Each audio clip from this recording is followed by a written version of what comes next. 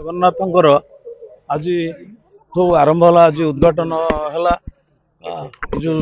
महाप्रभु श्री जगन्नाथंकर जो महोत्सव होची एथिरे 24 टी बेश तांकर होची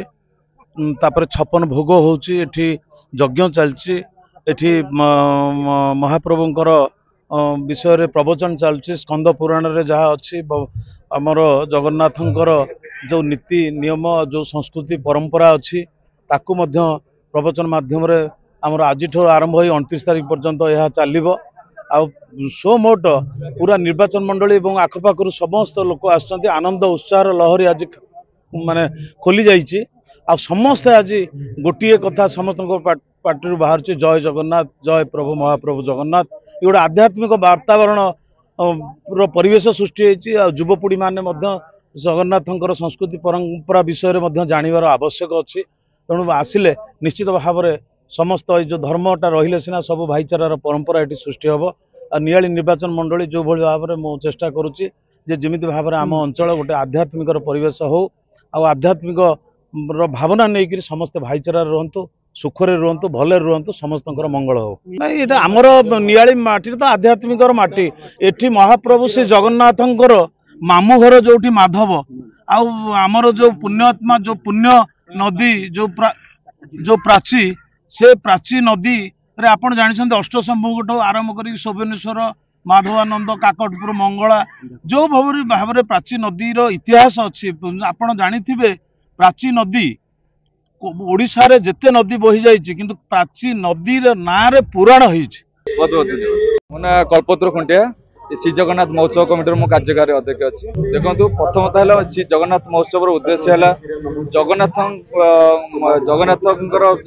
केमती प्रसार प्रचार ठीक से हो संस्कृति जगन्नाथ संस्कृति उपर लोक के ठीक से जानीपर आ विषय नहीं कि आम चिंता करूँ विभिन्न जगह जो हूँ जगन्नाथ 24 बेश 56 भोगर प्रदर्शन जो हूँ विभिन्न जगह ओडिशार विभिन्न जगह हूँ जो नियाली निर्वाचन मंडल केवे हो नाला तेणु आम बहुत दिन प्रचेषा करूँ प्रस्तुति आम दीर्घ 4 मास है लगिलु केमती आपको बढ़िया आगे आयोजन करूँ तेणु आज आप देखिए नड़ियागुड़ी स्थित जो जगन्नाथ मंदिर बागण में ये कार्यक्रम आरंभ होती आज 5 दिन धरी एठारे प्रत्येक दिन सत्यनाथ बाबा छंदपुराण जगन्नाथ विषय आप शुणा पाइबे प्लस जगन्नाथ 24 बेश 56 भोगर प्रदर्शनी ता सहित आम भव्य आगे आयोजन करूँ गोटे मुक्ति मंडप जो साधु सन्त से बसवे साधारण लोक जो दर्शन करेंगे श्रद्धालु मैंने मुक्ति मंडप रे साधु मानकर आशीर्वाद नहीं विदाय ने मुख्य उद्देश्य है जगन्नाथ संस्कृति के ऊपर आम केमती प्रसार प्रचार ठीक से करा मुख्य उद्देश्य आ द्वितीय कथा आधे आम विभिन्न साधु सन्त को विभिन्न निजोगर जगन्नाथ मंदिर विभिन्न निजोगर आम इनवाइट करूँ सहित विभिन्न मठ मंदिर जो मैंने अच्छा सन्थ निमंत्रण करूँ से तो राजनीतिक क्षेत्र में विभिन्न दलर जो मैंने सब राजनीतिक प्रतिनिधि रही आम एठारे निमंत्रित करूँ तेणु जगन्नाथ सबुर मिले जगन्नाथ केमती प्रसार प्रचार हो पार से मूल उद्देश्य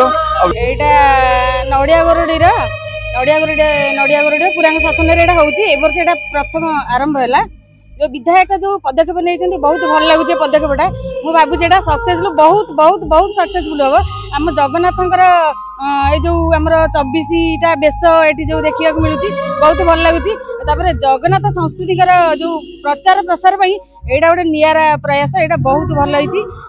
मत बहुत खुशी लगुच देखिए जगह सब देखिए बहुत खुशी लगुच बहुत साधु सन्त भी आसती भल लगुच साधु सन्त सहित माने साधु सन्त सहित मिलवा सौभाग्य तो आमर माने आम पाई न था आ जरिया आम कि मिलवा पाचे बहुत खुशी लगुच मुझे आसला बेल देखुची बहुत मुझे भावुँ बोधे कैसेट पड़ता कि बहुत बढ़िया सांस्कृतिक कार्यक्रम चली बहुत जगन्नाथ विषय यहाँ जो भजन समारोह हो बहुत भल लगुच आमर बहुत लोक भी होती बहुत महिला मैंने भी आम नियाली भी नियाली ब्लॉक रू बहुत आसुँच देखुची माने एत माने उत्फुल्लित होती समस्त बहुत बढ़िया भाव उपभोग करते बहुत भल लगे।